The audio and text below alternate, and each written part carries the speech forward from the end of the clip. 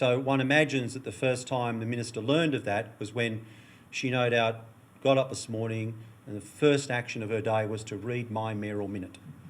And she would have seen it there, perhaps for the first time then.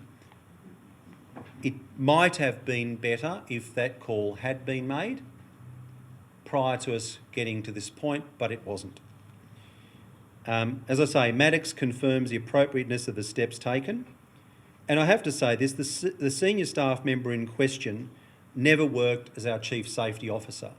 A number of occasions in the Minister's letter, those words are used to describe the role he held. He wasn't our Chief Safety Officer, and he also wasn't responsible for controlling the investigation that we're talking about into asbestos, or indeed developing the asbestos management plan of the council.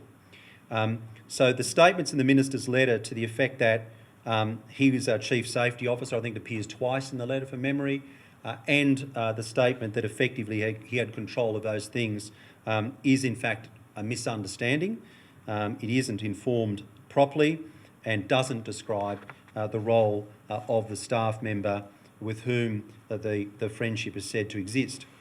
The elected council resolved to establish the Toomer investigation, as I'll call it, or Mr Toomer's investigation, as I think it's more properly described, not simply to understand the events of calendar year 2017, but also to understand earlier events and earlier discussions going back over many, many years.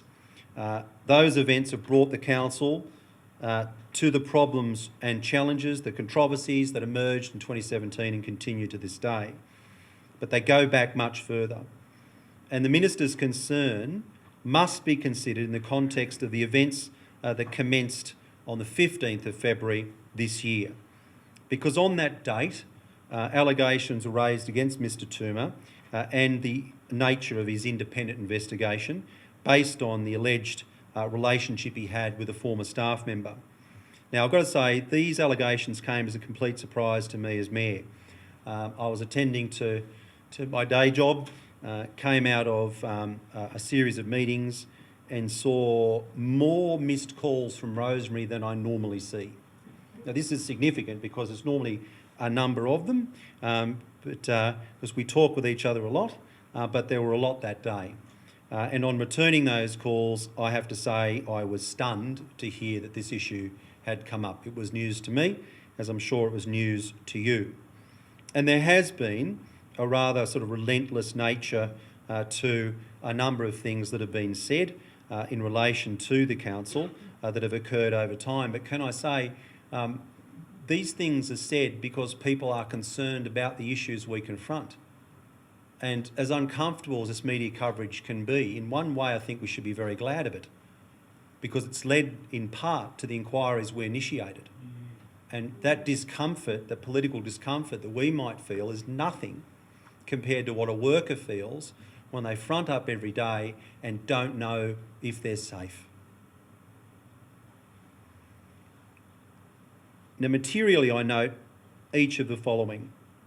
After that matter was broadcast on that day, the General Manager of this council received a telephone call, not a telephone call, but indeed a telephone call from a senior officer in the OLG who asked her about the allegations. No correspondence was forwarded to us, as I've said a moment ago, by the OLG or by the Minister prior to the Minister's notice of intended suspension, seeking Council's considered and formal response to the allegations made. Had that happened, I would have informed the Minister, as I've just informed you, about the steps that were taken. And had that happened, I would have offered to do what I did with what the General Manager did with my concurrence, and that is offer to have that exchange, that process peer reviewed in the way we did, to confirm independently or not its veracity. But that never happened. And the Council had been given no time to formally seek a response from Mr Toomer or indeed to consider the initial response that was given before the notice was issued. There has been an opportunity for the Minister or the OLG to seek precise information about the duties of a staff member involved, when he was engaged as a consultant and in the period from November, I think it was, until now. Neither the Minister nor the OLG, the Office of Local Government, sorry about the acronym, have had occasion to establish whether that staff member did in fact do the work that's characterised in the Minister's letter or not, and had occasion but didn't take the occasion to query us on the conflict of interest processes that were undertaken. Now, Mr Toomer has subsequently confirmed, both in communications with the Council and in direct discussion with the OLG, the nature of his previous professional and associated social relationship with the staff member involved. He's also confirmed that relationship came to an end in his commentary around 2012. Now, let me just put that aside for a moment and say the question of whether this association poses a problem legally is not for us. The question of where it poses a problem in terms of the visuals and the political issues around it is certainly an issue that exercises our minds. But what should exercise our minds tonight is whether in fact that relationship notwithstanding, the proper process was engaged by us. You see, we are not responsible for things we don't know, but we are responsible for processes that are put in place that should seek to determine if there are issues. And my submission to you is that there was a process in place. It was the proper process. It was the right process for that type of engagement, and the peer review confirms that. Now, I have to say that I do want to acknowledge two things, and both are equally important. Would I have preferred that I was aware of that issue? Yes, because I would have told you and I would have advised the OLG. Equally important, and I want this acknowledged very clearly here tonight, because a person's reputation is something that is precious. I want to acknowledge that Mr Toomer, as I said before, is an eminent lawyer, and his undoubted professional opinion is that no conflict exists. That is his opinion. Why do I raise it? Because I don't think his integrity can be questioned in any way. He had that genuine view. Whether we agree with it or not, separate issue. The issue for us tonight is, did we have a process in place that was appropriate? As I say, I wish I'd known about it, because if I did, we wouldn't be here tonight. But please, don't take any of this to reflect in any way upon the professional integrity of someone I do deeply respect, for good reason. The Minister makes no suggestion of any fault on the part of the Council, other than failing to adopt, to use her words, adopt processes that were robust when establishing the independent investigation. Now, I have to say to you, the Minister is incorrect in this regard. The issue of conflicts of interest was addressed. Mr Toomer concluded that there was none that would prevent him and Clyde & Co from accepting the engagement as our independent investigator. That was recorded and transmitted in the proper way. My submission to you is that we are being punished for something we didn't know about, even though we actually had a robust process in place. Now, how can anyone be responsible for an answer we never received, despite the fact that the right process was in place? We cannot be held to account for what we do not know and for what we are not told, even if we do not know it and are not told it for good reason. We still can't be accountable for what we don't know. This is especially the case when we formally asked the right questions as part of what was a robust process. Now, I want to turn to the Minister's concerns about the Council's capacity to address the matters confronting it. Now, this is territory we've covered before. In fact, it was, I believe, our demonstrated capacity to address these matters that led to the Minister not proceeding to suspend us the first time in December last year. We know that the council has, over recent months, faced a whole lot of really significant challenges in relation to its asbestos management and related risks. Many of us around this table have been quite shocked and surprised by that whole process. More shocked and surprised and worried about what our workers confront every day. And we know that the council has, over recent months, faced all of this and sought to deal with it. And we acknowledge there have been, in the past, absolutely organisational failures in this regard. However, we, I believe, as an elected body, over those months, have acted diligently, and that we continue to act to address all of the issues that arise. And if you look at my mayoral minute, there's an attachment that looks at the things we've done since the performance improvement order was in place not that long ago, and the list is significant. The actions of the council relative to asbestos management are highlighted in that submission to the Minister. We also in the submission that we made to her on the 20th of December last year in response to that original notification of intention to suspend the council. The submission shows the council acted with intent to strengthen and address asbestos management in a more concerted way, certainly from the middle of 2017. And it notes that the council's actions since 2012 to improve overall asbestos management have been ticking along. I won't revisit that list of actions tonight. Rather, I'll fast forward to the 8 weeks of the performance improvement order. And amongst the actions that have been taken in those 8 weeks are the following. We've engaged highly credentialed consultants and contractors to inspect council premises, to review improvement notices served by Safe Work New South Wales, to identify the work that's required to be done to comply with those notices, and then supervise the conduct of that work. We've created and engaged a full-time Chief Safety Officer, initially as a temporary position, but now to become at least a 2-year appointment, to be reviewed thereafter, as resolved by you on the 30th of January this year. And we've established the Blue Mountains Multi-Agency Asbestos Management Committee with agencies including Safe Work New South Wales, the Environmental Protection Authority, the Office of Local Government, the United Services Union, myself, the General Manager, a Deputy Mayor, and staff representatives are all invited to participate in that forum. Now, this committee is to meet on a fortnightly basis to provide advice to the council in relation to the management of asbestos and to ensure that all the relevant parties work together constructively and effectively in this regard.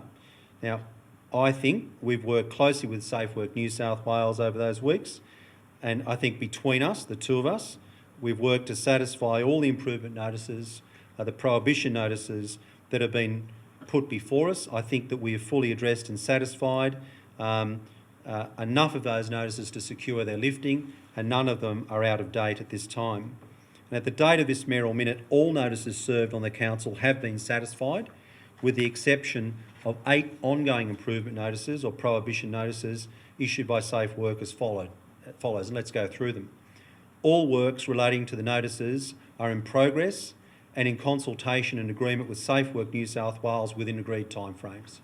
So any that are still operative are actually being dealt with in accordance with the agreements we have in place with Safe Work. All works relating to notices are in progress and in consultation and agreement, as I say, with those involved as agencies. We have closely consulted with the United Services Union in relation to our response to asbestos management, so we should. We've worked diligently, I think, and cooperatively to deliver and progress the meeting of requirements of the performance improvement order and performance improvement notices, I should say, issued to the council on 22 January this year. Now, we've actually allocated in that time over $4 million to resource required asbestos remediation and works for expenditure that will occur from November 17 through to June 18. It's $4 million allocated by you in that period of time to address these issues. We participated in the Safe Work New South Wales re-inspection program, which wound up, I think, at the beginning of last week or the end of the week before. and that occurred, as I say, in February. Now, that was at a significant cost to both Council and Safe Work New South Wales. We engage in it because cost doesn't get in the way of safety, and that program went quite well. That re-inspection program included Safe Work inspectors, United Services Union representatives, asbestos specialist contractors, BMCC staff, and as I understand it, that process and the cooperation around it went quite well. Council established an asbestos response team to afford Council with its own asbestos response capability and allowing Council to remediate any orphaned, as they call it, and I understand that means dumped, asbestos scenarios. Comprehensive asbestos management training and awareness program has been initiated. We've established a 24-hour staff asbestos hotline to improve the ease of staff notification of potential asbestos incidents, I'm advised. And in full consultation with Safe Work New South Wales, we undertook a complete review of the Springwood Depot asbestos register and will commence remediation work on areas that have been identified in February 2018. Now, as I've said before, and I think there is no doubt, that this council, like all councils in New South Wales, has a significant challenge in managing asbestos within the city and to ensure that our community and our workers are not exposed to the health risks that come from asbestos in our environment. And I remain, and I know you all remain, deeply committed to meeting that challenge. And I don't think there's one councillor here that has not shown a full commitment to addressing those issues. Not one of you has been missing or remiss in that department. Now, the General Manager in the organisation, I have to say, has shown full commitment to addressing the issue. I have nothing but praise for our new General Manager for the way in which she has taken to her role and taken to this issue. These weren't the circumstances I think you expected to find yourself in, but I have to say that your leadership in this space has been impressive. You have also a healing style of leadership, which I actually think this organisation desperately needs. And we've said all along, if mistakes are made or if the wrong things are done, we want to know about them. We want to know what happened, everything that happened, no punches pulled, and we want to learn from that. And if anything has not been managed properly, it needs to be fixed. That's been our position. And I think to date, that's what we've been trying to do. Our concerted efforts have been recognised by Safe Work New South Wales and others involved. And aside from the significant facts of the matter, I want to make a number of observations that we've dealt with in the recent challenges before us. In terms of a Safe Work, and that have confronted us, in fact, as challenges. The Safe Work re-inspection program itself was challenging. Council engaged with Safe Work New South Wales and licensed asbestos assessors to undertake a comprehensive 27-site re-inspection program subsequent to comments made. The council found itself in a situation that was quite unprecedented because on the one hand, and this particularly occurred at the Springwood Depot, on the one hand, the first team of a Safe Work inspectors, this must have been awfully upsetting for the workers. On the one hand, the first team of Safe Work inspectors who were responsible for the original notices at Springwood Depot cleared the depot and an on-site inspection confirmed those clearances had been appropriately given. Then, on the other hand, a second team of Safe Work inspectors, following external urgings, attended the depot and reached a different conclusion. That different conclusion has now been called into question by further work from independent asbestos consultants. So Safe Work effectively reviewed itself.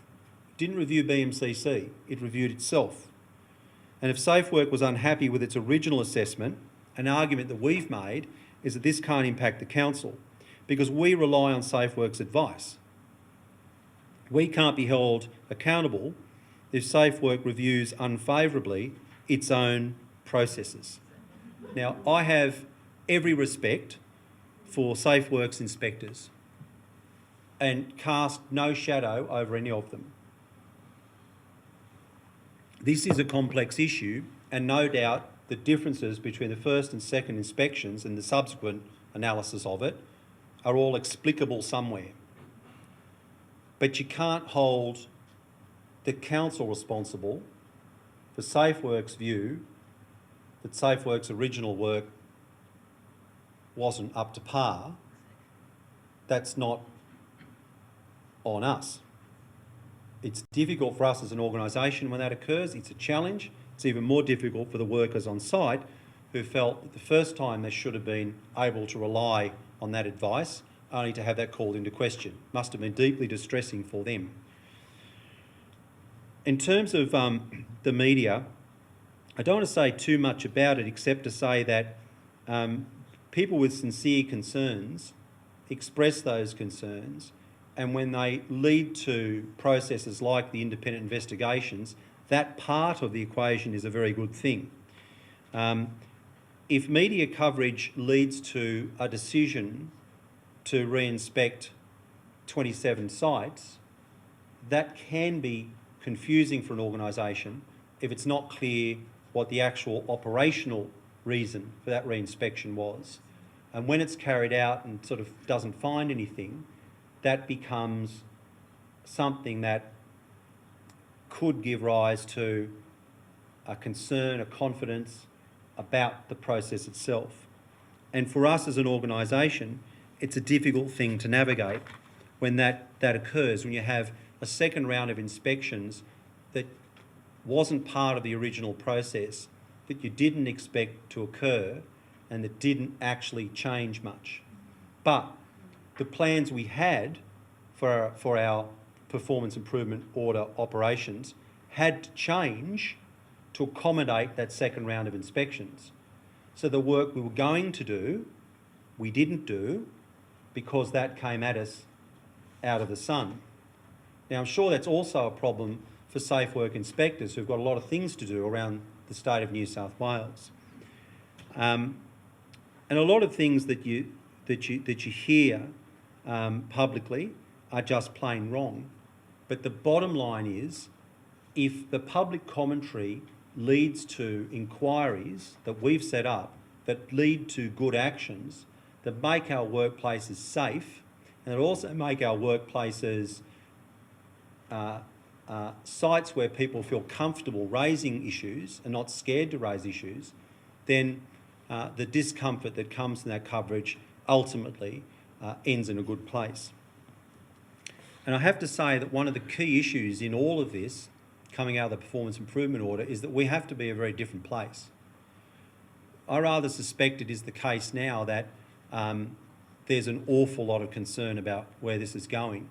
When we get to the end of it, we want a workplace where people feel that they can raise any issues of concern to them and that they won't be penalised for raising them. That in fact the culture that we have, the workplace culture that we have, is one that encourages people to actually raise issues.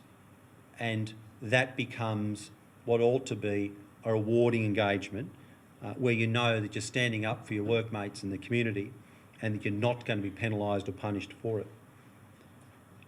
Now, in terms of the Minister, as I said before, at no time were we called to check the facts in relation to the due diligence that was undertaken for the Turner investigation, nor the facts relating to the role of the people in question.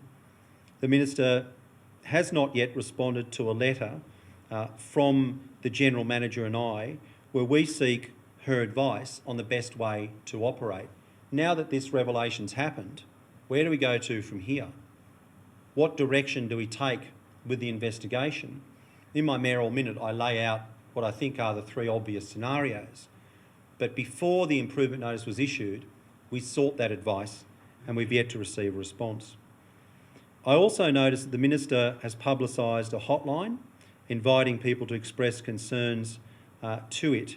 I will say that at no time was that discussed with us, and if the hotline amounts to some sort of quasi-investigation into the council, it would, I think, be better for its function if all were aware of it understood its terms of reference, how it works and what it seeks to adduce, because any such information, formal or otherwise, would be expected to inform the Minister's consideration as to whether or not she takes any action against the Council.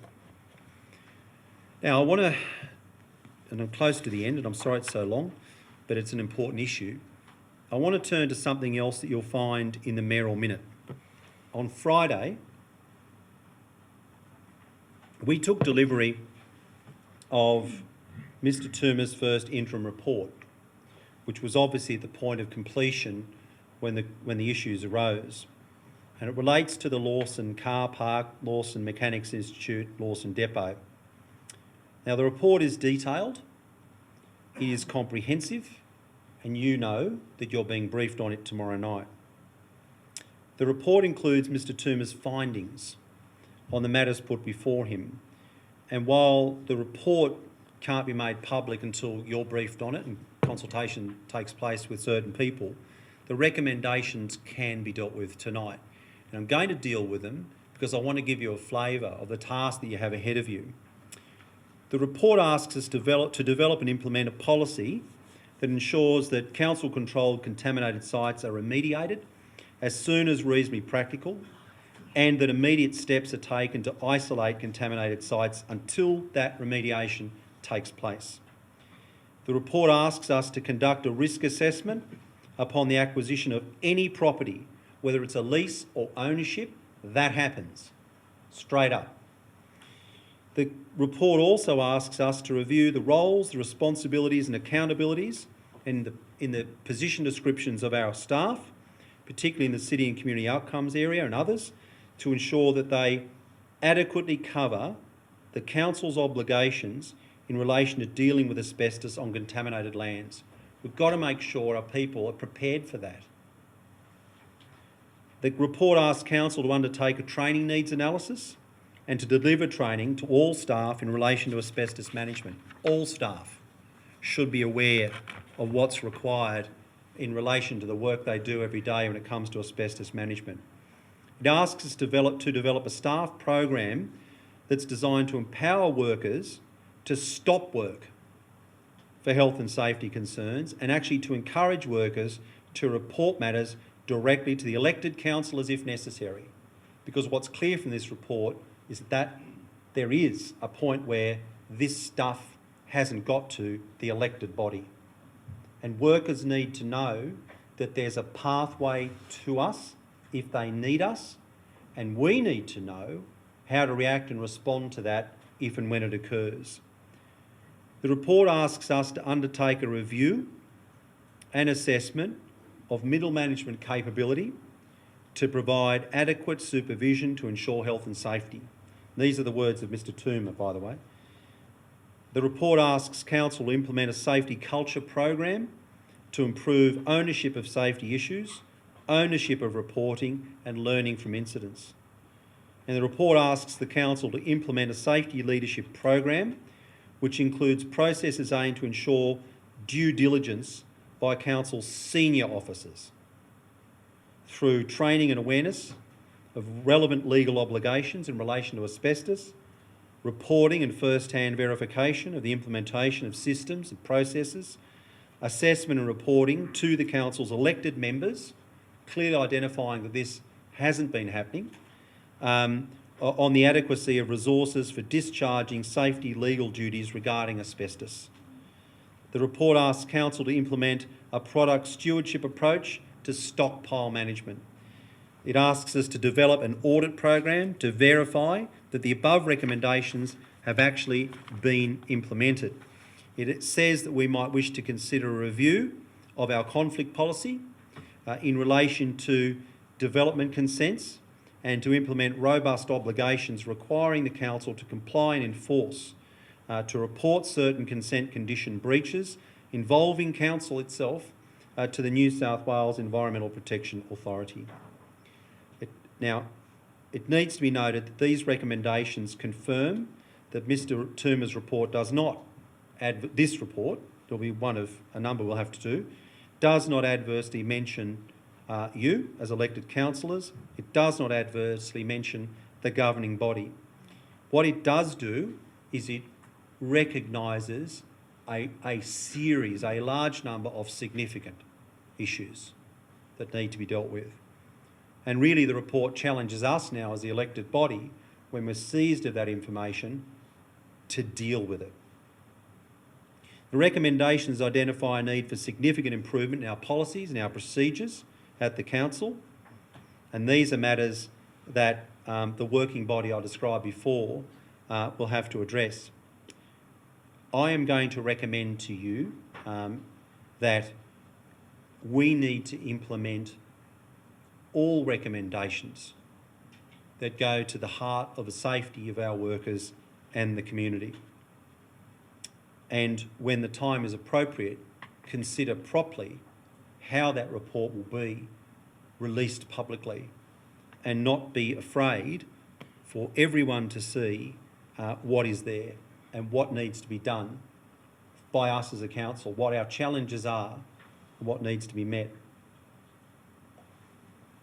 Now, in conclusion, the council's submission dated 20 December 2017 to the Minister, and in that submission, you as councillors emphasised the importance of democratic government within the Blue Mountains. And the notice indicates the Minister stands ready and willing to end that democratic government for a period of up to 6 months, based on the issues that I've raised and some material respects, as I've indicated tonight, inaccurate information. To suspend the council based on the allegation that a process didn't occur when no prior investigation took place to ascertain whether or not it did, then to find that it did, and under peer review it was the right one, is interesting, because on the basis of that, to remove democratic governance within the City of Blue Mountains is a significant step, particularly on that basis. In particular, the Minister has not been fully advised about the issues that I've taken you to tonight. She's also reached conclusions that are based on an incorrect understanding of roles and responsibilities and interests. Now, the critical point here is this. I say to you that we have a report that we need to consider that does not adversely mention the governing body, meaning there's no conflict of interest in it for us. But let me exercise your mind for a moment. If the thing we asked about that we didn't find out about but asked about takes us away, if that process is so significant, it infects this process so much that democracy should be suspended, what happens to the report it generated?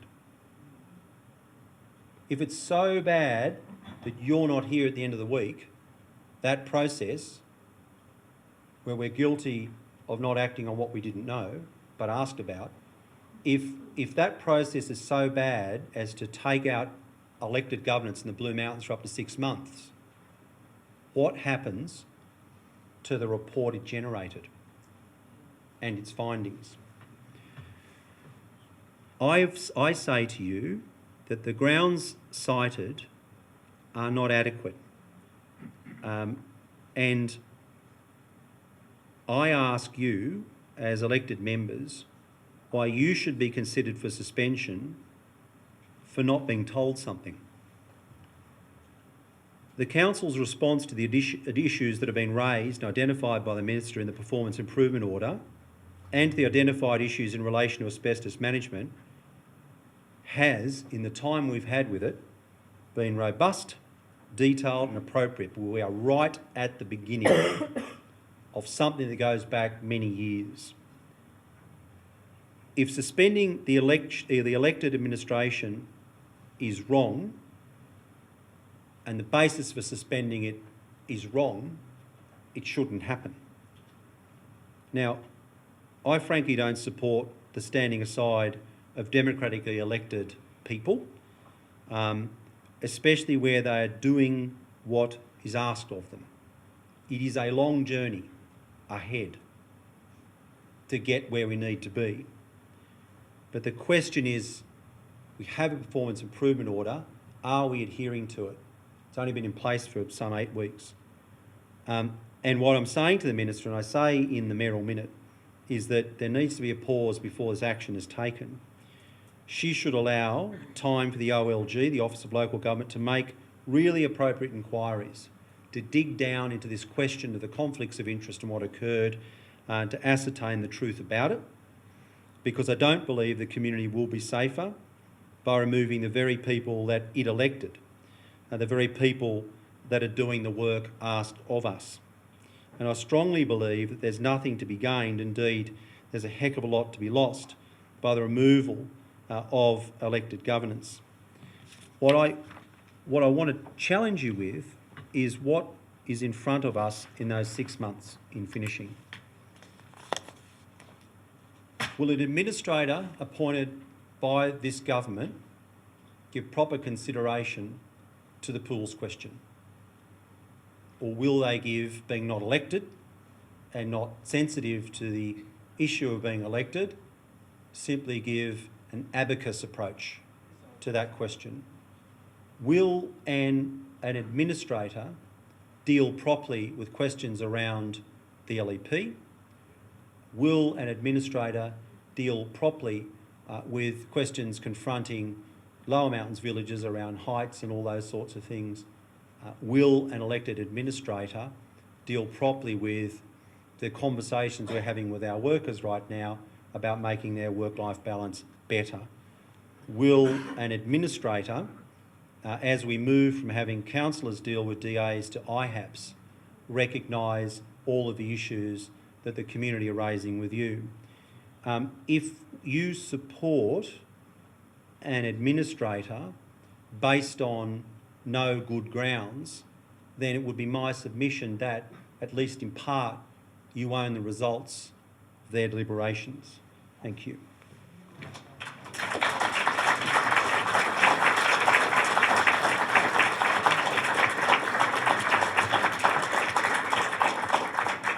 Does the Deputy Mayor wish to speak a second? Mr Mayor, I'll hold my comment until after the debate. I'll do the last one, thank you. Yeah. Councillor Brown? I have an amendment that I would like to make to the,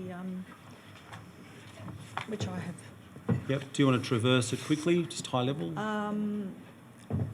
Yeah, the first one is just adding a few things to the submission, just an acknowledgements that I think will be helpful in persuading the Minister that we acknowledge our faults and we are trying to fix them, particularly our understanding of our role in policy and plans for work health and safety.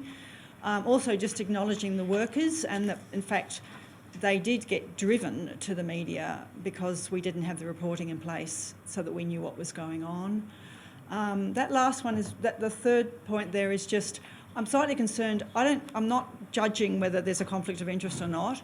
I'm just concerned that we're saying that Mr Mulligan's duties didn't include asbestos. Actually, he was doing safety management systems, and that is by its nature includes asbestos. So I just wanted to remove, I don't think it's necessary. We don't have to try and say, oh, well, there was no conflict. The Minister can investigate that, but I don't think we should take a position on it or on his, whether his role as the acting director worried staff. So I think we should remove that. Yep. And then I'm just asking for, I had actually had in there that I wanted to, I'm very keen to see that report and I'd prefer to see it before tomorrow night, but as well as seeing the report, I'd like us to have an idea of the costs, where we're up to with all of this. I think that's important for councillors to know.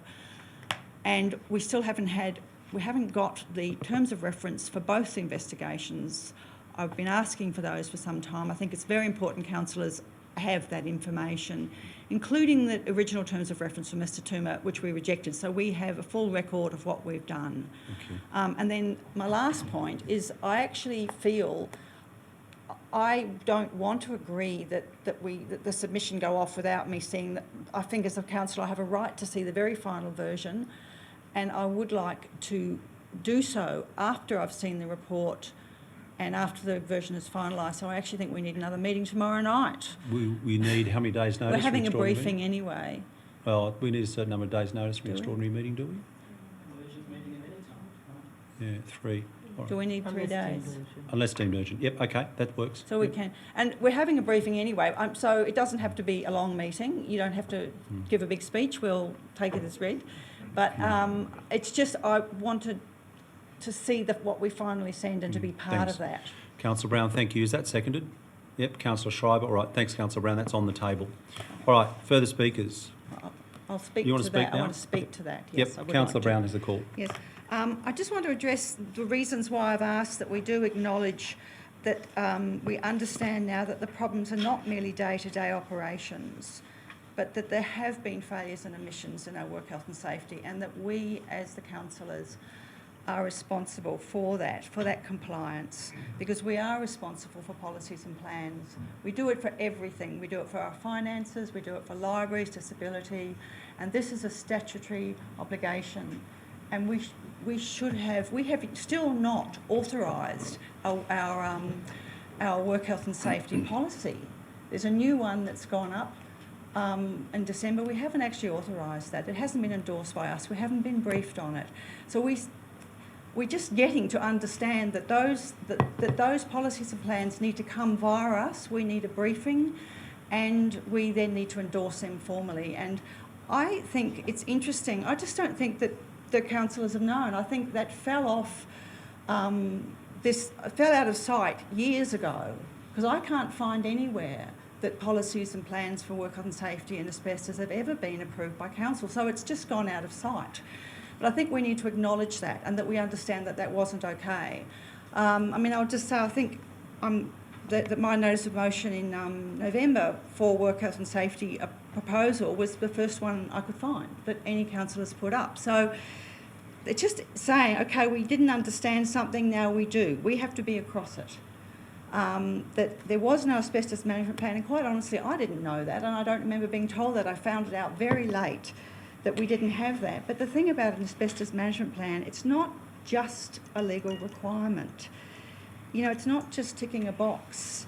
If you don't have an asbestos management plan, you actually have a failure in protecting lives, because it is what guides how the staff act, what they know, what they understand, whether they're handling asbestos contaminated material when they shouldn't be, whether they're handling asbestos that they don't even know is asbestos, whether they're properly protected.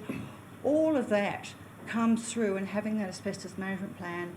And if it's not there, and it hasn't been there, and we haven't known, but council's formally been advised more than 5 years ago that it needed it. So it's just, I think we need to acknowledge that to the Minister, because by saying, okay, we get it now, we also have more chance that she understands we really do want to improve, and we're working on it. Just with that second point, it's the same issue, that the workers were driven to the media, because they had been trying for years, we now know, to warn, particularly its blue-collar workers, to put warnings up, to put in complaints that weren't getting through to us. So in the end, they went to the media, and that has brought about really necessary change. It might have been very uncomfortable. And so I think we do need to have a review of our reporting, and the Minister put that in the performance improvement order, that the reporting to us was one of the clear weaknesses. So again, I just want us to acknowledge that we know now that we need better reporting, and I do welcome very much the idea that workers can talk to us, because in the end, workers' parents were talking to me, and so I did find out things, and I found out some very sad things. But it would have been easier if people could have come directly. So I think that's important that we do change that. As I said, Mr Mulligan's duties, I just think we need to remove that. We don't have to give our opinion on his whether he was involved with asbestos or not. And then finally, as I said, I just want to mention on the report about Lawson. I know more about that through community, and I think when other councillors understand what went on then, they might feel as upset as I, and they might understand why I have felt so passionate about this. You know, we all do care about workers' lives, and also about the community's lives. I mean, you know, Katoomba Tip, I'm probably at risk. I am a gardener. I go there several times a week. Have for years, you know. It's got asbestos there. So the community and the workers have been put at risk, and I don't know one did that intentionally, but I just would like us to acknowledge it. And I do think we need to all meet together to actually finalise the submission, so we're actually doing it together. It's not the Deputy Mayor and the Mayor. We all see the final words and we all agree to them. Thank you. Councillor Green.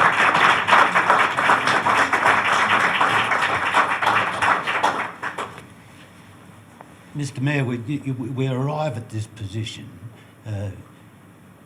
at a point where we've got almost no options left to us to do it. We set up these two independent investigations to find out where the shortcomings in our policies and procedures were. And until we get those shortcomings identified by an independent body, by an independent investigator, we can't act on it. This red herring that's come across our table, questioning the conflict of interest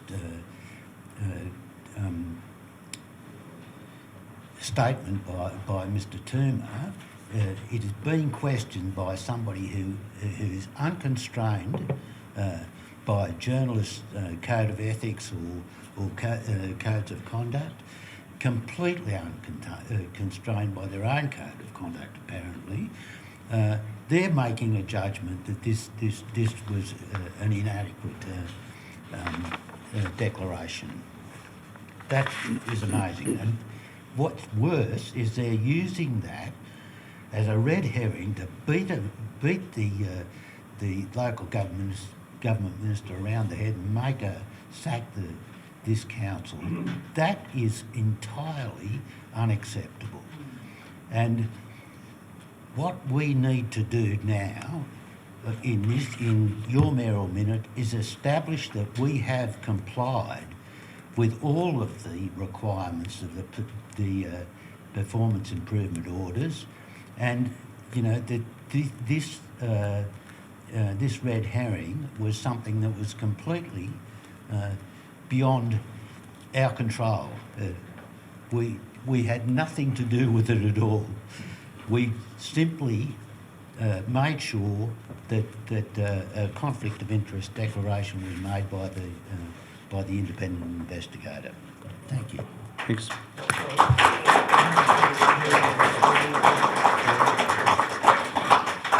All right, further speakers?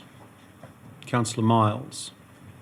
Thank you, Mr Mayor. I can't agree with Councillor Brown's assertion that there hasn't been councillor input into the issue of asbestos. I've raised this issue before in this place.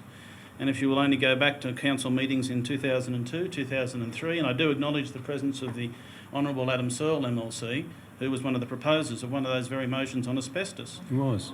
It's a good And I urge you all to go and have a look. It's quite a comprehensive motion, and I acknowledge the contribution at the time of two other councillors, Councillor Herman Cajell and Councillor Carol Gall, who had quite a bit to say about asbestos. This was in relation to the dangers to homeowners, and it's all in the council minutes, all on the website, and I've raised it before in this place. Now, those motions are still in effect. They've never been countermanded. So to say that the councillors haven't had input is incorrect. We have had input into it. We also, as been incorrectly said, had not delegated authority to staff to deal with it. That is not true. We delegate all authority to staff except for certain matters which are brought before us according to law. And that is how a council, well-functioning council, operates. So, Mr Mayor, you've quite accurately outlined a number of the issues. I'm very, like Councillor Brown, I will be very, very interested to see this report when it comes put forward by Mr Toomer. And I accept that if the report is so tainted, then the outcomes of it might also fall into that category. But if it is a good report and might be relied on, then the process that got there does not compromise this council. Does not compromise this council. And this council, as a democratic body, has a perfect right to stay in existence and to continue to operate for the betterment of the people who have elected us. This is a very difficult issue, and we are way back here in 2018. We are a long way back in dealing with asbestos. And I think there's been a cosy view by most people, and I will certainly put my hand up with, that yes, asbestos is everywhere. No, that's terrible. But as long as it's not loose, it's not such a problem. That is a mindset that has to go. That is a mindset that has to change.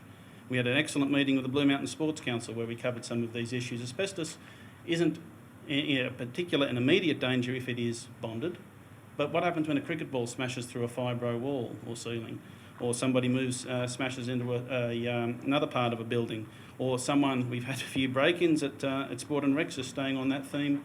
What happens if someone breaks in and puts a foot through something that contains asbestos and suddenly there's dust lying around? Trees falling on buildings, thank you, Councillor Hall.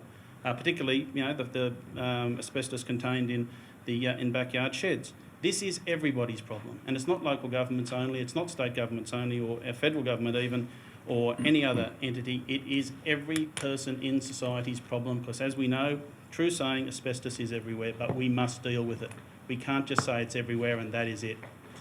No, we will be dealing with this issue as a society for a very, very long time. And I think that we haven't had the focus on it that we have. And I notice a number of former colleagues of mine from the Local Government and Shires Association executive, the Honourable David Shoebridge and the former Cessnock Councillor James Ryan. I don't recall, and Councillor Schreiber was in fact on that executive, I don't recall, and I do stand to be corrected, and I will make inquiries with the association as to what degree of asbestos management was put forward by that body, which is certainly no slouch in policy formulation. And yet, as just a quick Google search will reveal, that the hits on that come up with reports in 2011, 2012 period. I don't recall in my period, which was 2004 to 2010, that we had a proper handle on asbestos either.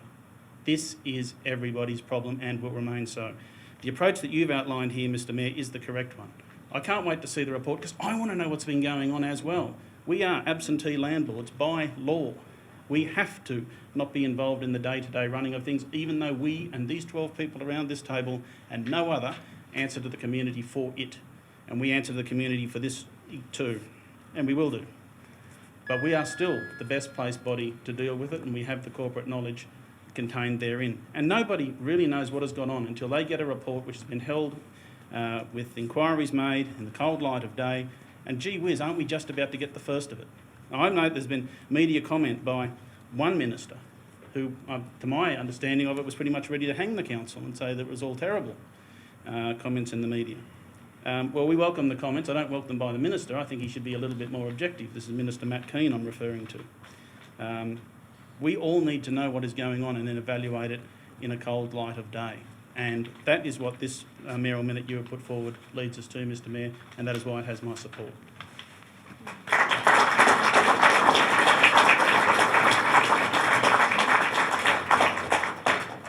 Further speakers?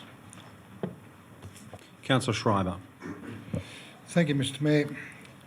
Firstly, I thought it was a good report. There are a couple of...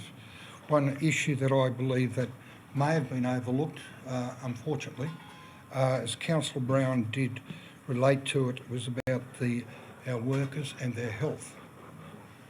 Now, through your mayoral minute, I can't find anything in there about looking after their family or the council workers into the future of with their health. Now, as I have raised numerous times before, Mr Mayor, I think it's very important. It's great to have these words here, but I think our workers' health and future of them should be something embedded into that and embedded into the report to the Minister.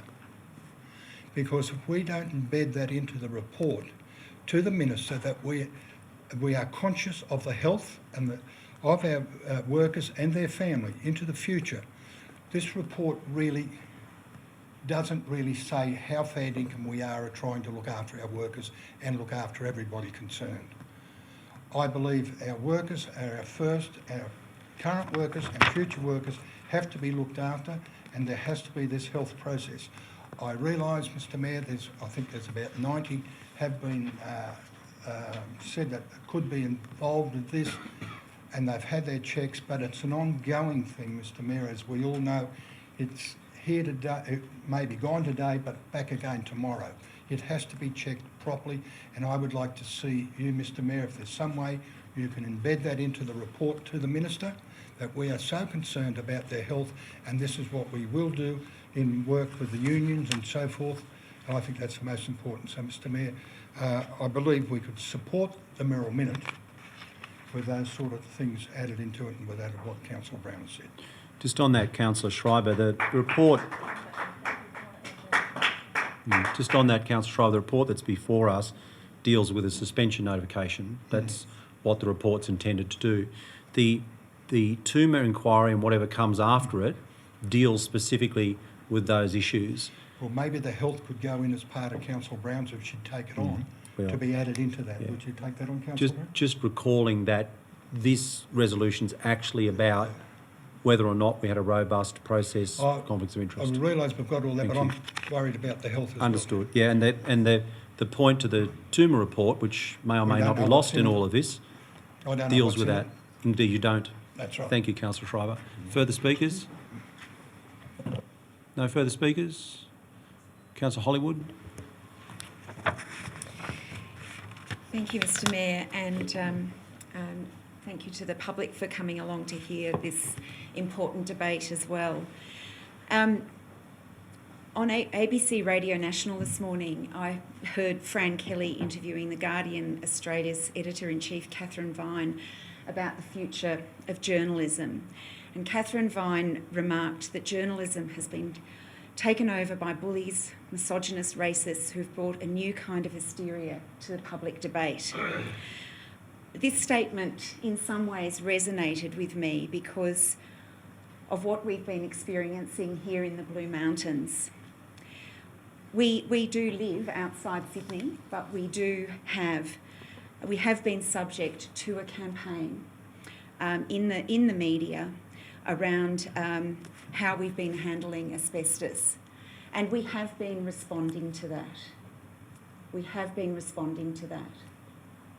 And what it seems to me, Mr Mayor, is that there are potentially two agendas running here. There's one being run by a small minority in this community, which really is, and I think there are some signs here tonight, to say we need to undermine local democracy in our community. We need to take away our voice and our values in order to allow other agendas to take place, such as pro-development, pro-airport, and undermining the character of our towns and villages. As one line, there was a line, I believe, from a business owner on Channel 7 News, bring on the administrator. It wasn't about what was actually happening here about asbestos management. It was actually about trying to undermine the voice and take away our local democracy. But what I would say here tonight is there is another way, and this is the way that has been brought forward through the Mayoral Minute and through how we are dealing with the performance improvement plan that we have in place. The Mayoral Minute outlines that we, as a democratically elected council, should be allowed to deal with the issues that are on the table. We have, when these allegations were made, and people have said here tonight, we're not saying that people shouldn't go to the media. We all agree that journalism and the media has a very important role to play in our democracy. But it's how it's played out. Are we dealing with facts or are we dealing with fiction? And are we dealing with distorted facts? And I think what happens here is if you read this Mayoral Minute very closely, you can see that people have been under pressure. There was an allegation made, and all of a sudden, everybody was jumping. The media, the minister, council. We had to actually slow down and actually get the facts. And the facts are what is here in this Mayoral Minute. The facts are that we did follow due process. When we heard it, we all thought we hadn't, but we had. And we really, really hope that the Minister will look very carefully at this submission and understand that it is very difficult when you're having debates played out in the media with only half the story. So I really hope that we take that into account, that we don't make decisions based on what's been said in the media, that we don't make decisions based on a political outcome, that we are actually here as the elected body to fulfil our role, which is precisely what we are doing. We are all interested, we are all concerned about what is in that report, and we need, as I've said before, the opportunity to see this matter through. And I make that commitment, and I'm sure that many of you around this table will make that commitment too. So thank you, Mr. Mayor.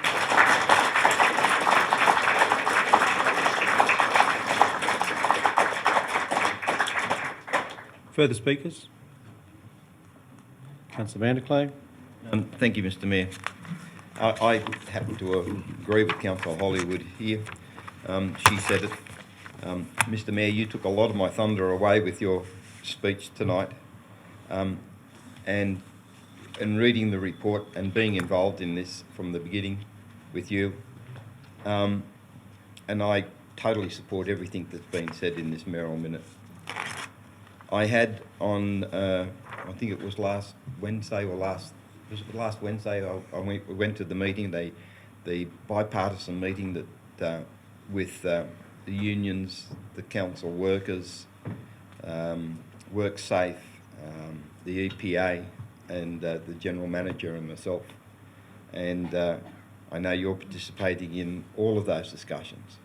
And I've never been in a room where so many people from different organisations had a robust discussion, agreed on a process, and are working through the issues, one by one. Every one of them. We are reducing them. When there's an issue, we try to sort it out and we solve it. We are working to get it all done. I understand it'll be interesting to read the report that we're going to look at tomorrow night and find out exactly where the problem lies with the Lawson issue. I've heard things tonight that I am totally surprised about. The old car park, because I was the one that during the election time managed to talk the state government into allowing us to lease that block of land. But I did not know, and all those issues will be revealed in the report, on some of the aspects of that. I knew there was asbestos in the Mechanics Institute, and I was under the impression that it would be handled in the proper process when the building would be repaired or overhauled, and, you know, when we did the refurbishment. And I believe it was. I didn't know about the bulldozing of the land and the landfill going into Lawson, and there was asbestos in it. I assumed that RMS, when they demolished the house on that particular site, had removed all the asbestos in the proper process, but who knows? So in this process, I am really pleased that at least more than 90 of the staff have already taken health checks, and it's an ongoing issue that they will be regularly checked on. I can't remember the number, every so many years they will be checked, and they will be an ongoing thing. And I think that's something that we need to look at. I can understand the frustration of the staff and our waste facilities and the process that happens through there. And there are, you know, I mean, we are blaming, who do you blame in this process? Do you blame the builder who does a job and hides asbestos in his load that he takes to the tip in a big truck? You don't even see it, and the workers can't even see it. Do you blame the resident that does a little bit of work at home and then puts the asbestos in the garbage bin that goes through the truck? We need to have proper processes, and we're working on that at both of our facilities. And I look forward to reading the report and being involved in further making sure that our workers are safe. There's always been a culture within any council, and as an elected body, that we were never... It was discouraged that councillors talk to individual staff members unless there was an issue that raises. And the majority of the councillors here would only talk to the directors and middle management, or if to a staff member that was doing a project that you were involved with. You don't talk to the average worker. You are not allowed to talk to the under the Act. We are restricted. You know, we can't go into all the parts of the building. We're only allowed to come up here. So that culture was drummed into us as long as I've been on council, since '99. So this is a process that we need to try to fix, and whether we can or not under the Act is another thing. All I can say, I support the recommendations, and I want to thank the Mayor for his hard work and the staff. Thank you.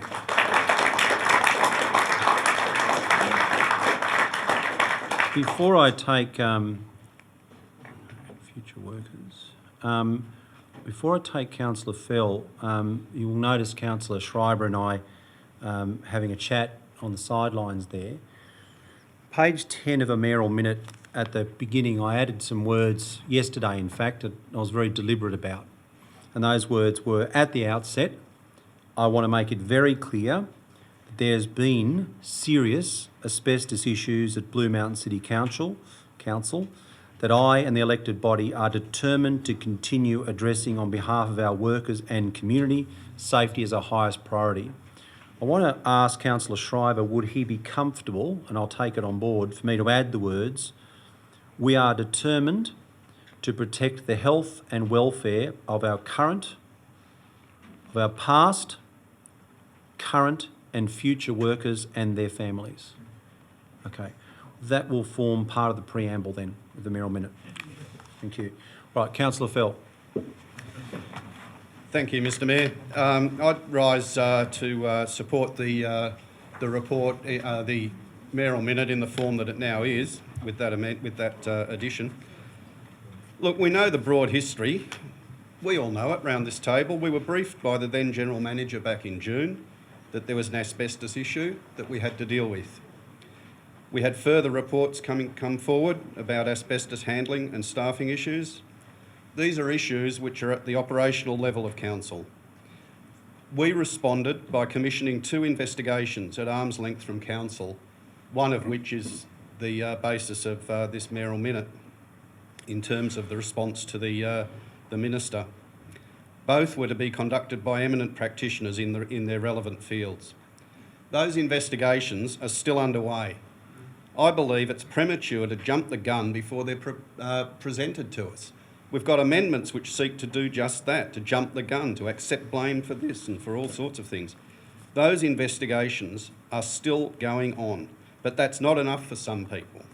Rather than have the reports considered by council for political reasons, for personal reasons, for whatever reasons, certain persons seek to have external intervention initiated, and they do that by seeking the support of a well-known shock jock. And this has only happened after June, after we were aware of the asbestos issues, after we were starting to deal with them. Actually, could I make a point of order there? I've got a couple of points of order. Point of order, Councillor Brown. Councillor Fell, if you'd just take your seat, Yeah. Councillor Brown has a call. The first one is that, unlike Councillor Fell, I have records also of the briefings and of the June briefing, and I have no record of being told about our asbestos management plans at that time. Now, maybe I didn't take notes. Sorry, what's the point of order? Well, the point of order is I would like to say that I, as a councillor, received my first briefing in July. Okay. And the second point of order okay, was... well, it's not a point of order, but it's not a point of order, but I You will said deal we. with it. You I said will we, deal with it. yeah. I will deal Yeah. with it though. It's important. I'll deal with it just now, and I'll come to your second one because I think it's important. It's not a point of order, but I take the lead from the chair to deal with it. On the 31st of May, at a one-on-one briefing, the GM first raised these issues with me. I insisted that they be taken to the next briefing. I'd already approved the agenda for that briefing, which is why it didn't appear. 8 councillors have given written statements to say, and I think 3 directors have given statements to say they clearly recall the briefing occurring. I'm not sure if it was if you were late for that briefing, because it was the very first thing, but it was indeed briefed on the 6th of June. Well, the briefing I recall is of the house that burned down. I recall that there was a house that burned down Yes, that it had was a the same- that's it was- what I Yeah, recall, it not was- not yeah, our issues. Well, eight councillors differ, and it was actually at that briefing, and which is why I think Mr Langabad recalls it so well, because we already had an asbestos issue on the agenda. The GM got up, briefed us on the issues at my request at the beginning of that meeting. It's not a point of order, but so you know, yeah. your recollection differs with the recollection of 8 councillors and several directors. But And we'll leave that, it's not a point of order. So do my notes, which don't have that in there. And the other one is that I believe that the accusations, I think that Councillor Fell is trying to make about someone going to a shock jock, I believe maybe referring to me, and I would like him to withdraw it, because I think he seems again to be assuming a lot of things. Could I suggest that perhaps what Councillor Fell might like to suggest is that the commentator in question made comments and perhaps not venture any view about how he came to make them. Thanks, Councillor Brown. I'm quite prepared to do that, although I notice that may involve the amendments being altered, because it said that staff felt that they had to approach a... Councillor, I think we'll just Righto, move to the okay. point that the comments were made. Right, yeah. I'm going to make a point of order again, All right, because the he's questioning whether the workers went to the... No, I've actually told the councillor we should not deal with that. Fair enough. I'm comfortable for the councillor to deal with the comments made in the media. I'm not comfortable for the councillor to presuppose how that might have come about. Councillor. Okay, I'll leave it that those comments have been made in the media. We've complied with every performance improvement notice on time and completely, despite shifting goalposts as we've tried to do that. We've committed to the complete implementation of the recommendations of the reports commissioned when they are presented. But I believe it's not about asbestos and it's not about staffing issues. We have a government that appears to be totally in the thrall of the media. The whole complex set of issues and the way forward are not yet reported upon by the investigators, but have just been thrown into the maelstrom of state politics. So rather than be considered by the democratically elected councillors, the issue will now be tossed about on the seas of political ambition, state and whatever. Upper house pre-selections, cabinet reshuffles, factional brawls, radio station ratings, all of these have been mentioned at various times to me. We were elected, as elsewhere, councillors are elsewhere, with a very broad mandate, which includes determining the pattern of development here in the mountains, particularly preserving the unique character and environment that we value, opposing the proposed airport, Western Sydney, retaining our fit for future standing, local determination on locally determined issues, of course. We don't have a mandate to promote our own political futures, to regard our primary motivation as the promotion of our own political parties, or indeed follow any other political agenda. We just do not have that mandate. The victim in the saga now, I believe, is local democracy. The involvement of the media has meant that operational aspects of council have now been thrust into the state political sphere, and so we have an attack now on a democratically elected council. Those who support and favour this approach and have rejoiced at the insistence that the council be dismissed have shown a contempt for the people of the mountains. I don't know whether people who do that have done that through a desire to conspire, just to be complicit in it, in some cases through some kind of moral cowardice or whatever.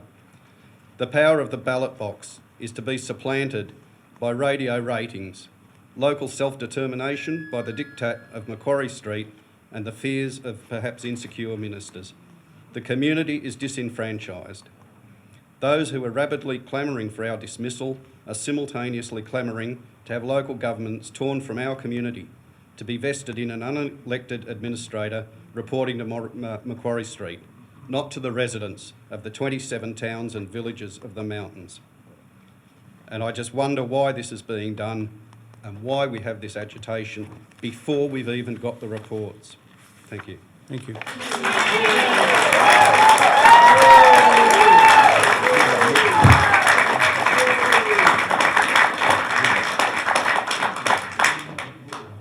Thank you. Further Thank you. speakers? I spoke to my amendment. We haven't actually voted on that yet. No, what happens is that I vote on the amendment at the time I vote on the resolution, as you know from your time here. Yes, I do, and I've spoken to my amendment, but Would you seek to vote, to speak on the motion yes. to get an extra, well, you know what, Councillor Brown, it's entirely in order and you have the call. Thank you. So I'm speaking against the motion as it stands because it doesn't allow all councillors to see finally what we're sending to the Minister. I'm being asked to vote on something when I haven't seen the report from Mr Toomer, which I believe is an important document. The Mayor has seen it. I think that all councillors should have seen it before we are deciding on what goes to the Minister. We're back where we have not all being informed fully, and that to me is really important. So my amendment was to address those issues to make sure we all had seen as much information as possible before we decided how we responded to the Minister. And I also believe it is really important, and I'm still not hearing it from all councillors, and I find it really disappointing. They're still not accepting that we are responsible for the policies and plans that weren't in place, and they had real effect. I'll just correct Councillor Schreiber. I believe it's 133 workers who have been tested so far, with about 70 more to be tested. 63 are medium or high risk. I know in one case the family of the worker also has to be tested. So the impact is enormous, and as I think we all know, mesothelioma is not a pleasant disease. It is not pleasant to even feel you're at risk of it. So I still feel we are just refusing to say, although it was not advertent, it is very important that we don't keep pushing it away from us, don't keep pushing the blame away, and that we say, yes, we failed to have in place what we as councillors were required to do. And if we had been a corporate body, we would be liable. We are protected by the Local Government Act from any form of prosecution if it comes to that. We are protected. And I think that's the problem. But we're not protected from being suspended, and I want us to be very clear that we understand that we have not fulfilled our responsibilities, and that we now accept that. And I'm not hearing that, and all I was trying to do was make it very clear. Point of order, Mr Mayor. Point of order, Councillor Hollywood. The point of order is that there's an assertion being made by the councillor that we've actually reached a conclusion around whether we are taking responsibility or required to take responsibility. The councillor appears to have reached that conclusion, whereas we are actually waiting for the report and to be briefed on the investigations and the findings of the report. Thanks, Councillor Hollywood. Councillor Brown, I think... That's right, that's what Councillor Brown on the point of order. On the point of order. What is the point You can comment on the point of order. I can? Okay. Yep. Well, I think Councillor Hollywood is actually correct that what I am saying is that I believe that by now we have enough information to know that we didn't have an asbestos management plan, and neither did the last council, and that the legislation of 2011 required us to. Right. We did not have that in place. So I want us to take responsibility. When people still say we need a report to tell us, I'm thinking, I'll just deal with the point of order. Councillor Hollywood, I think draws us to not make conclusions about future reports, and I think Councillor Brown acknowledges that she won't do that. So thank you, Councillor Hollywood. There are some other issues I'll deal with in reply. Right. I've got 2 minutes. Yeah, so really, I suppose for me, why I can't go with this is because I feel that it's a good submission in many ways, but it doesn't strongly enough admit that we haven't got the reporting in place that we require. We haven't, even now, approved and endorsed and been briefed on the work health and safety and the asbestos management policies and plans that we need. So it's as if we're still somehow thinking that it's operational. And what I am saying is that I think we need to make it clear to the Minister that we understand it is not just operational, and that we are the ones who needed to make sure that the structures were in place. Safe Work New South Wales on the 10th of November told the council that they did not believe that we had the accountability and the structures in place that allowed us to deal with the asbestos issues we were facing. But actually, we never heard that. I read that. When I saw the submission to the Minister, I discovered that council had been told that we didn't have the governance in place. But the councillors weren't told. So to me, that is a governance problem. We weren't warned that this was already identified, that our structures aren't right. And so it's a deep problem. And I think there were wonderful things happening, and I absolutely commend the General Manager for the amazing work she's done. I think she and staff are working very, very hard, but I believe that we still have to acknowledge that we have a governing role that's different. It's not just about meeting Safe Work's obligations, it's about us understanding how we have to govern from now on, and I would like to see that in there. I don't believe it's strongly enough in the original submission.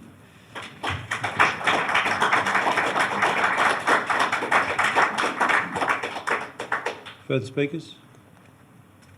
Councillor Fernando.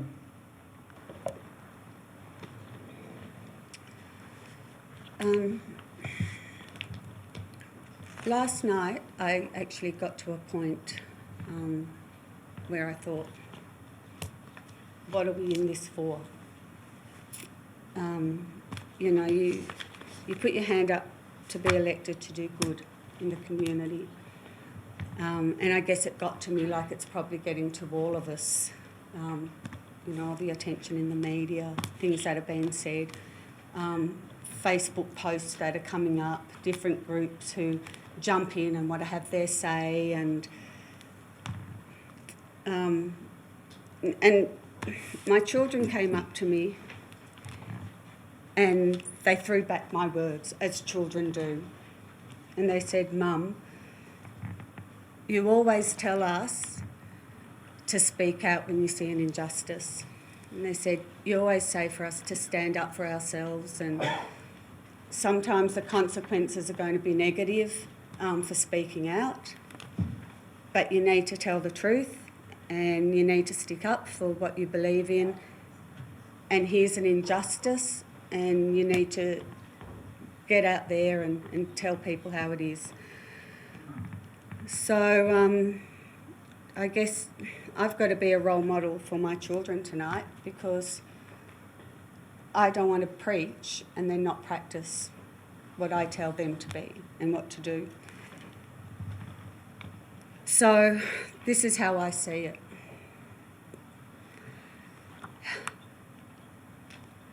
There have not been good processes in place, and that has come out tonight, and I'm sure it's going to come out in the report.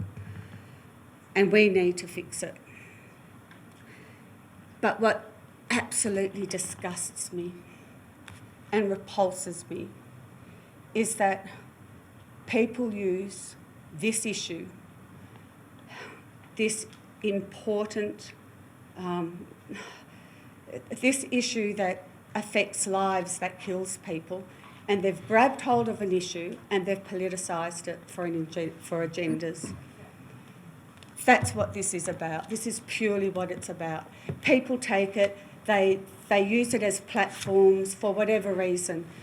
You may hate council. You say sack them. You may hate councillors. Councillor. I'm sorry, I know I've got to speak to you. You might be disgruntled with a specific party, Liberal, Labor, Green, I don't care what it is. But it disgusts me that issues such as this is used for agendas. Now, Councillor Brown, I do know very well firsthand what it's like to see someone die from asbestos-related diseases. And I'm sure there are people here tonight who have experienced it firsthand too. I have nursed people in their last stages of cancer related from asbestos disease, I've held hands with people as they've taken their last breath. And literally, you don't want to be there, and there's probably some who have been there tonight. And you never forget, and I've never forgotten every one of those patients who have died, because you can hear it in them. You see the family suffer. You just don't forget things like that. So for me, to try to sit back and to see what's been played out here absolutely disgusts me, because this shouldn't be an issue that's used for agendas, to get rid of a council for no matter what reason. No matter what reason. We are now doing what's been asked of us. We've got things in place. You remove us, all those things that we want to do and do good and help those is taken away, because an administrator isn't going to look at this with a microscope, and they're not going to fix the problems. And you know what, I'm just calling it what it is. It's just political gaming. It's really not about caring. It's about grabbing an issue and trying to lift a profile, lift an agenda, and they're using people who are sick or dying to do this, and I think it's disgraceful and it disgusts me. Thank you.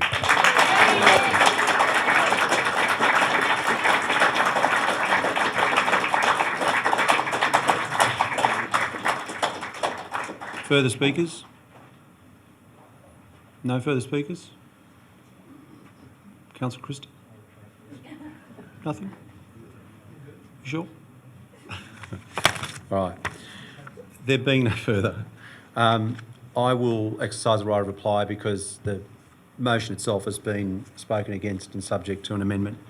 I do want to apologise for not acknowledging three members of Parliament. The Honourable Adam Searle, MLC, Leader of the Opposition in the Upper House, Shadow Minister for several things, someone I met in a school playground at the age of 16 in difficult circumstances, but it's better now, and I acknowledge your presence here tonight. Also want to acknowledge Trish Doyle MP, member for Blue Mountains, went to uni together, don't remember you, but it's nice that I know you now. And the Honourable David Shoebridge, MLC, I apologise to you, all three of you, because I raced to the podium tonight and didn't acknowledge your presence, so thank you all for being here tonight. It is deeply appreciated. Now,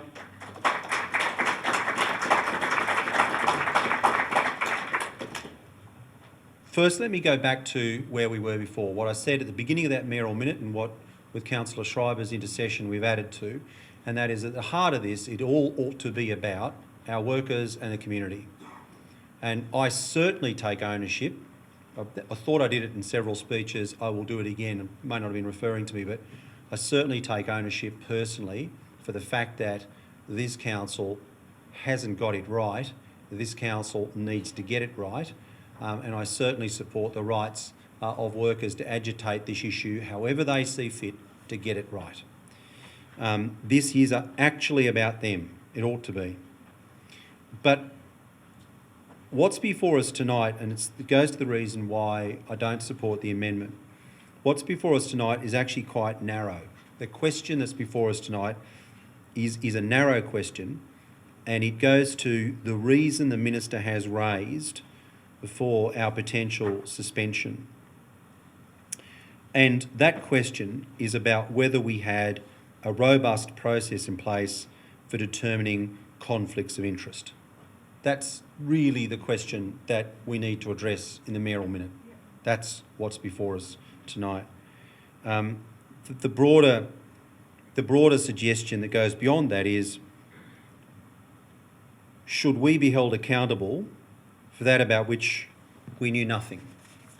And look, I want to acknowledge that we've taken stances on issues that may not be popular with everybody, from airports to green bins to our views on overdevelopment to an LEP that is sitting outside the sort of the standard instrument in some ways, strong pronouncements on what we see from both sides of politics as a pro-development push. We take stances on all of those things, and this isn't about that. Well, I hope it isn't about that. Because if it is about that, we've got a problem. But it can't be about that. The fact that the ministers asserted we didn't do something we did do without asking us ought not give rise to any suspicion at all that this might be about other matters. Wipe that from your minds, because it can't be about that. It's got to be about a genuinely formed view that we didn't have a robust process in place. And when you have a genuinely formed view, it's genuinely formed on something. So there must have been some evidence out there that we haven't seen and that didn't require any ground truthing prior to the issuance of a notice. Such evidence yet to present itself to us, but no doubt there, because I am certain this has nothing to do with the issues that I've just touched upon. Certain that that can't be the case. I'd like to have a point of order. Point of order, yep. Is I think it is incorrect to say we haven't had evidence. We've been given some very shocking amounts of figures in terms of the work has had to be done on remediation. So Sorry, we know there's Councillor, evidence. Point of order on the point of order. The issue, I'm chairing, Councillor Hollywood. If you don't mind, your turn has not yet come and shan't for some time. The question before the council tonight is, did we have a robust process in place for conflicts of interest? Those other questions I'll turn to later because they are important questions. And I actually agree with the statements you make, but when I look at the minister's letter, I don't see them here because they're not here. They're not here. Actually, where they are, they begin to roll out in the report that you'll be briefed on tomorrow night. And again, I ask this important question, and I notice that members of Her Majesty's loyal opposition are here tonight, and the crossbench are present in the room. They hold the government jointly to account. You're sitting too far apart in the audience. Lead by example, bring us closer together by your own actions. But the issue, I say, in relation to that is this. If it is the case that the conflict of interest question about which we had a robust process but we weren't asked in relation to that before the notice was issued, that process, if that process somehow mysteriously didn't happen as McCullochs think it did, as everybody involved in it think it did, as the written evidence appended to my mayoral minute suggests it did, but if that process didn't happen in the way that it appears, and there's some bad infection sitting in there that is so great that it removes the elected body, what happens to the report it generated?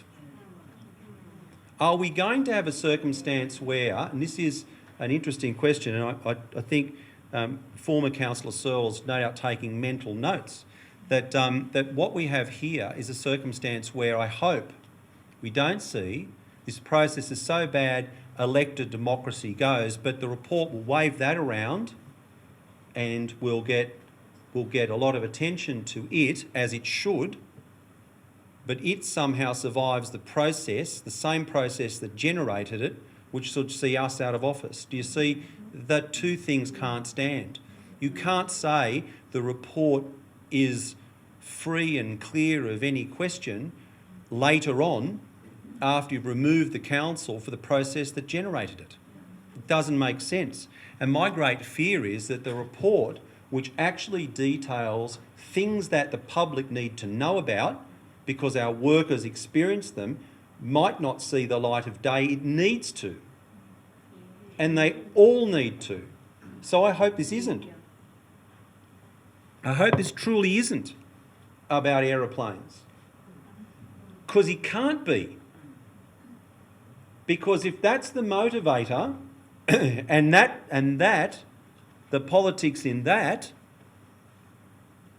in any way threaten the information that we need to get out there and act upon, that is a very, very worrying and troubling circumstance.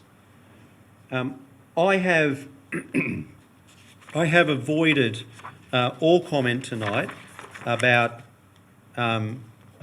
persons to whom I have referred in my mayoral minute, about persons outside this place who, rise in their modern day forum and speak strongly.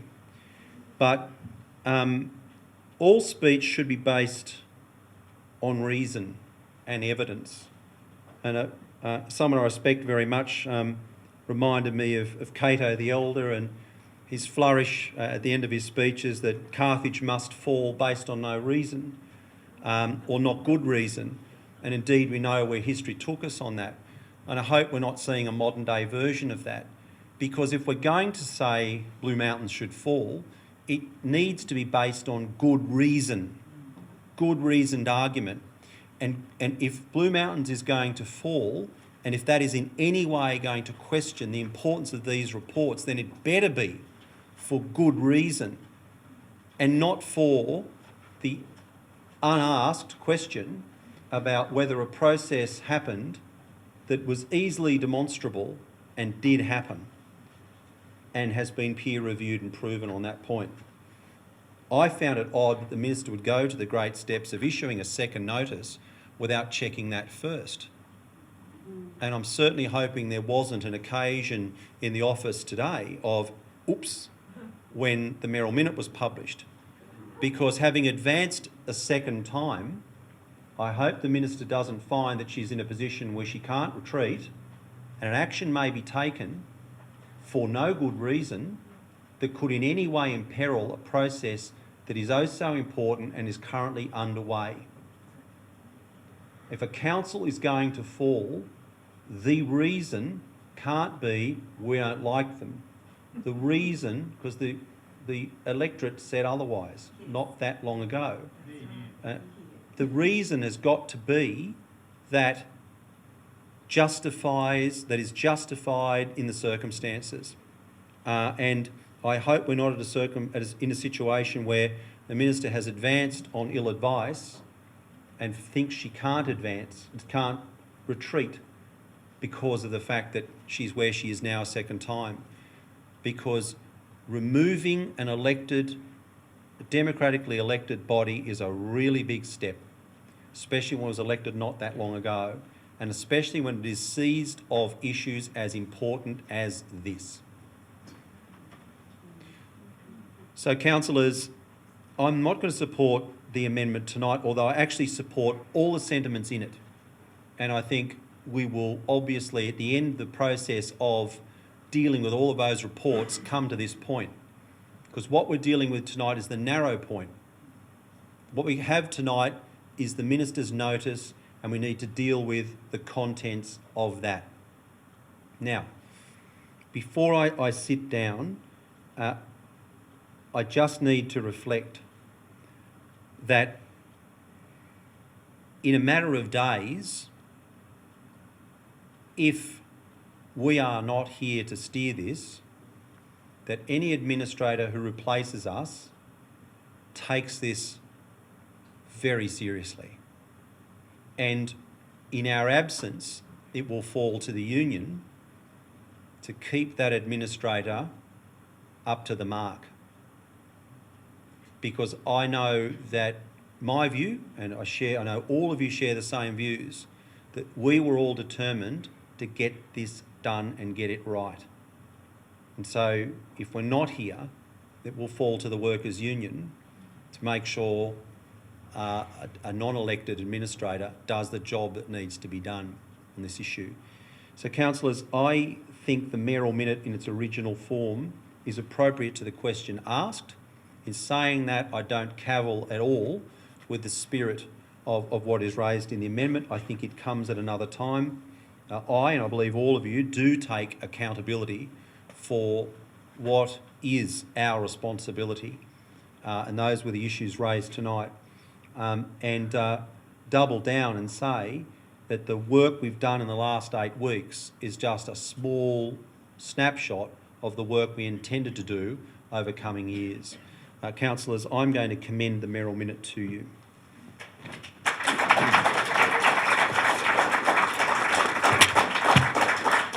Okay. I have one amendment before me, standing in the names of councillors Brown and Schreiber. So what I intend to do is put that first. If that carries, it becomes the motion, I put it again. If it is defeated, I'll then turn to the original motion, standing in the name of councillors Greenhill and Vanderklay. Is everybody with me on that? All right, first the amendment, standing in the name of councillors Brown and Schreiber. I'll put that all as in favour. Councillors Christie, Schreiber and Brown and Hoare against. The rest, I declare the amendment lost. I'll now put the original mayoral minute, the motion standing in the names of Greenhill and Vanderklay. All those in favour? Councillors Greenhill, Bowling, Miles, Fernanda, Fell, Vanderklay, Hollywood, Hoare, McGregor. I declare it.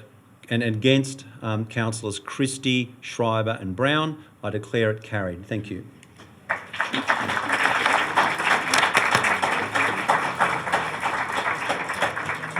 All right, are there any other resolutions? Any urgency motions tonight? No? Oh, all right. All right, okay. Can I just say then, and this is important, before I don't think I have any other business, so before I declare or take a motion to close the meeting, it would be remiss of me not to note, as I did once before, that there is a chance, more than a chance, that the next time this council comes together, someone will be sitting here who was not elected by the community. And it is now. There are big challenges facing this city, very big challenges facing this city, and I am not comfortable that it could be the case that those challenges will be met by someone that you didn't elect and who possibly has a long commute to get here and home. So if this council is removed, councillors, as temporary members of the community, it will be our job to continue to keep our voice heard, because as far as I'm concerned, we were elected, whether they like it or not.